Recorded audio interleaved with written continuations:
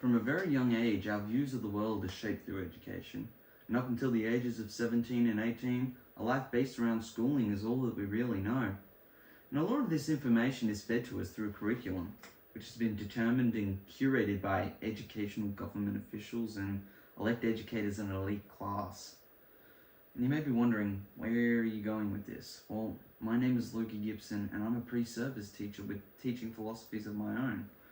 Philosophies that challenge the status quo and go against elite elected education. My philosophies believe that education is liberation, and that education should be able to provide students with a critical consciousness. Let me explain more.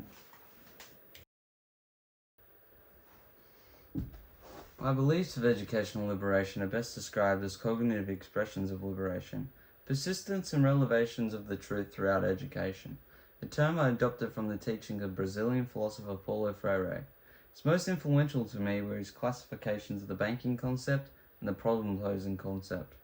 Originating from his book Pedagogies of the Oppressed, the banking concept was described to be used by the oppressors that controlled the education system, had become stubborn and attached to their beliefs and perceived students purely as banks for information and knowledge. The problem-posing concept, on the other hand, strives for the emergence of consciousness and critical intervention in reality. With content being more interrelated to real-world situations, students can begin to make connections and new understandings of content, to start seeing things in a less of a theoretical lens and more of a humanistic one.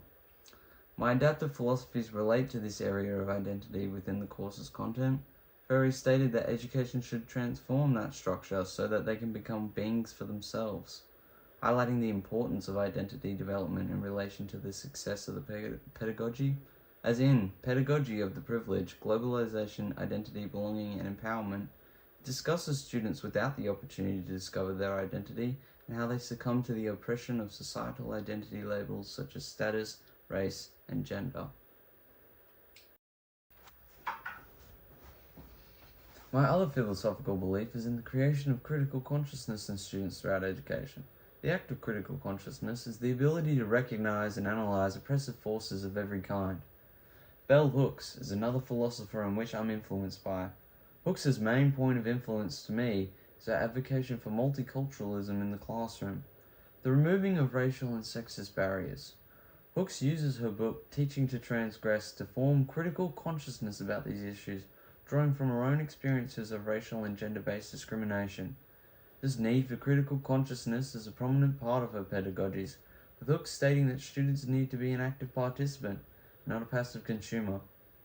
I also believe education should be culturally relevant and challenge students to think critically about socialization, as reflected in towards a theory of culturally relevant pedagogy.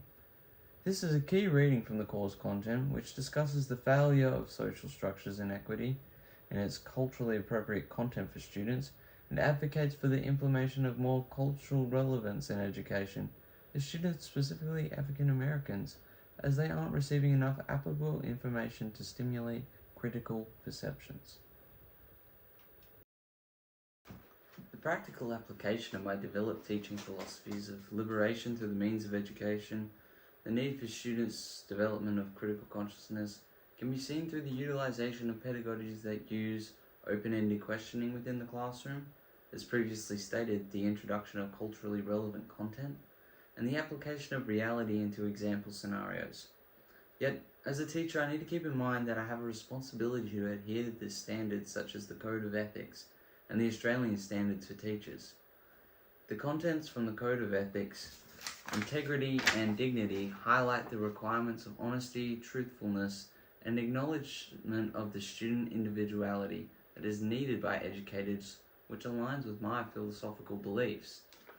The Australian Professional Standards sections 1 and 2, which discuss the understandings of students and how they learn, and understanding content with pedagogical approaches prepared to teach it, also supports my beliefs in teaching, as this use of reality with content can lead to increased understanding and application from students. Thank you.